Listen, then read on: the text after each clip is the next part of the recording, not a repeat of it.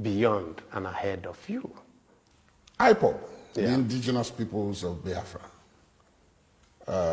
have made it into some kind of policy that they intend to attack as a first step. No, they don't intend to attack. They already did one. They already did one. Senator, they did one already. Oh, well, is that what you mean? No, what they said is that... No, where I'm going is this. Yeah, no, where I'm going is this. Let me get where you're going. Yes, they said that even though they did the first before they now announced it as a policy, maybe in order to keep the element of surprise, they attacked Deputy Senate President, your colleague, Ike Ekweremadu, in Nuremberg, in Germany. And then after that, they then said they were going to attack all, publicly humiliate all Southeastern leaders. And then, of course, Nigerian leaders. They threatened to go after the president during his visit to Japan for Ticket 7. But those who have been watching this point out a certain irony. The leadership of IPOB, the leader of IPOB, is said to owe his freedom today to you, Senator Ekweremadu, and a couple of others like that.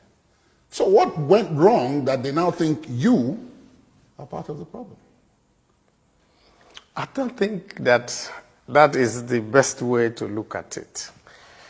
We start from the basis. What have been their grouse? Their grouse is what I had said earlier, which is we see a situation where in the same country there are bifurcated treatments for the same citizens.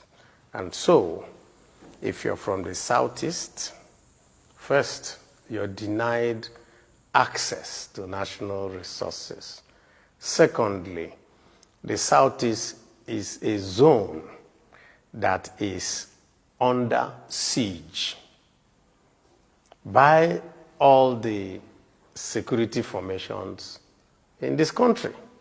Well, the reason they give is that the solution that IPOB has tried to implement was to secede. And no, I'm coming. The siege was there before IPOB. How so? From any time that you can go back from the end of the Civil War till today, if you go from the town of Onitsha to Owerri and go from the town of Owerri to Aba, you will get not less than 140 police checkpoints. Every 1 kilometer, there's a police checkpoint. What do? They're not checking for security. They are simply extorting money from commuters on the road, from bus drivers, keke drivers, almost. People pay to be posted to the Southeast. And you leave the Southeast and you're driving all the way to the rest of the country. You don't see the same type of intense policing, let's put it that way. So the question you will ask yourself is, why are we different? Or why are we treated differently? That happened a long time before the question of IPOB came. They didn't bring people because of IPOB. It is the fact that all these things had happened, that there was a deliberate policy to cripple all the ports in the Southeast region, Port Harcourt, Calabar, Warri, all those ones. None of them is working. You will have to take everything to Lagos. And so you're an importer in Onitsha. You must go to Lagos. The shortest one to you is Warri, actually, before even Port Harcourt, One, all those ones. Why? You can't have a ship pass through there. Why? No dredging. Why is there no dredging? Federal government policy, no contracts for it. So you ask yourself, if this is like this way, then that means that there is a deliberate policy to keep us down or something. And so, what is the reaction? Two ways. You appeal or you fight. And so, you have two sets of people in the Southeast now.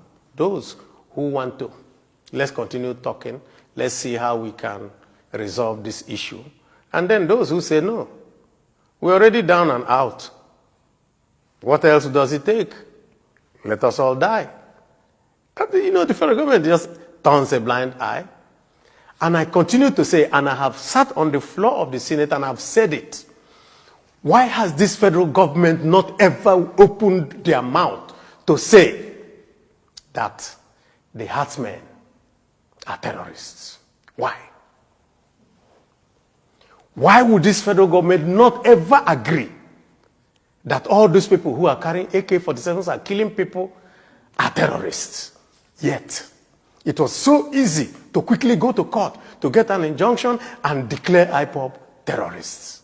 That means that in the mindset of those who are running this country today, they see some people as their enemies.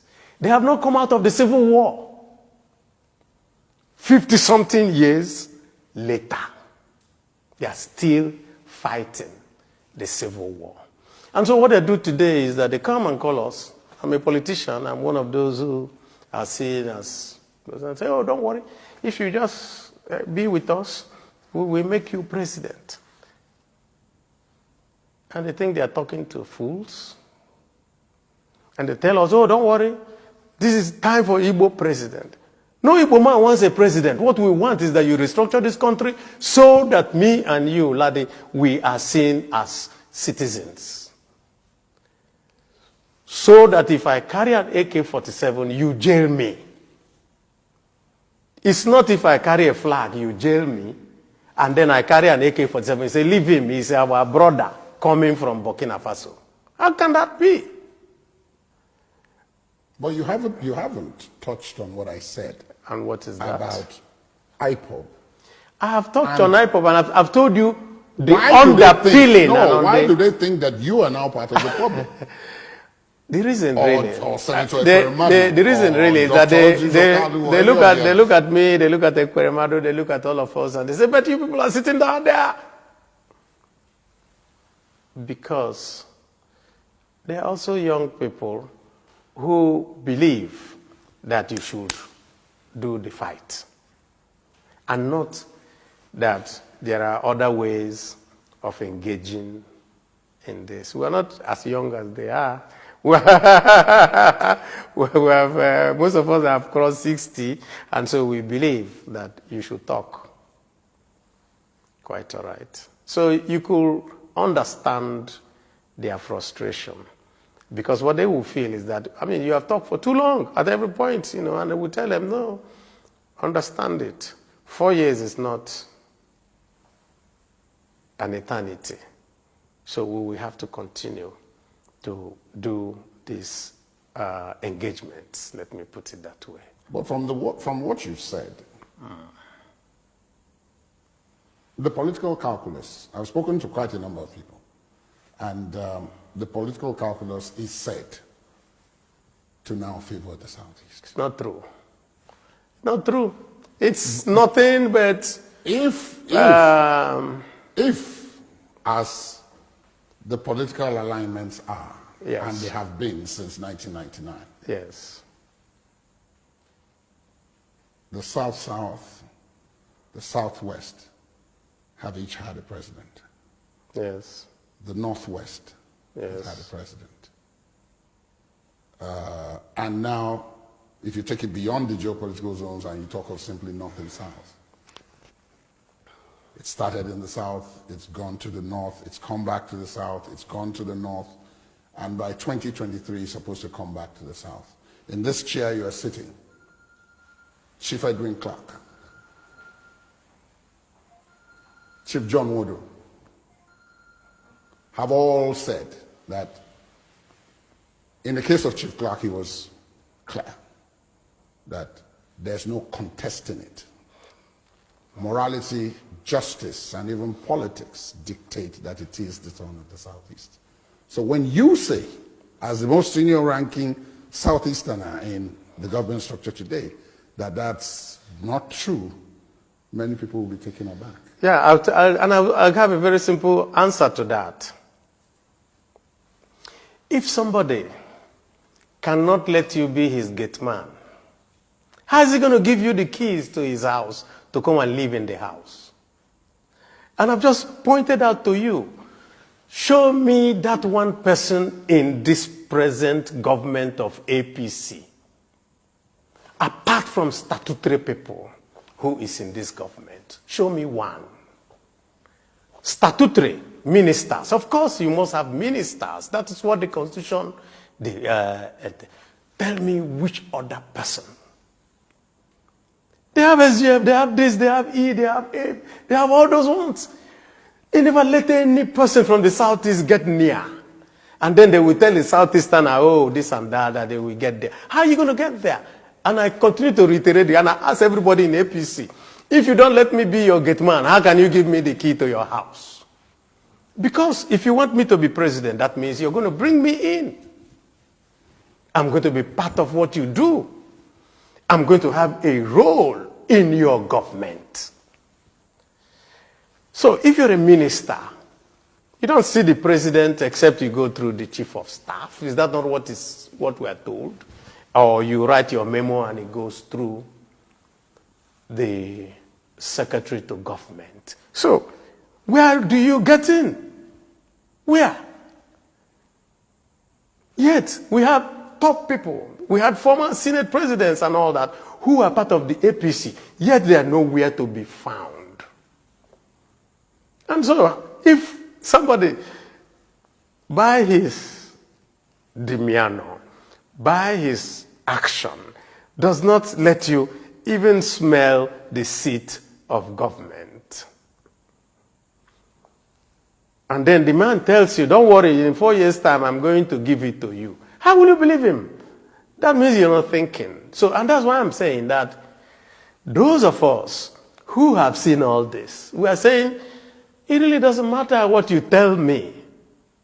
Because what you tell me is not what is happening. We want that we do devolution of powers, we change the revenue formula, we make sure that part of the revenue formula is, the criteria is changed so that you can move things away. That population plays a part and no longer land mass and all that. Those are the things that we need to do for us to know that we are having a viable union. So it's all right, man. Thank you My so pleasure. much. Thank you very much. My pleasure. Thank you very much. Thank you.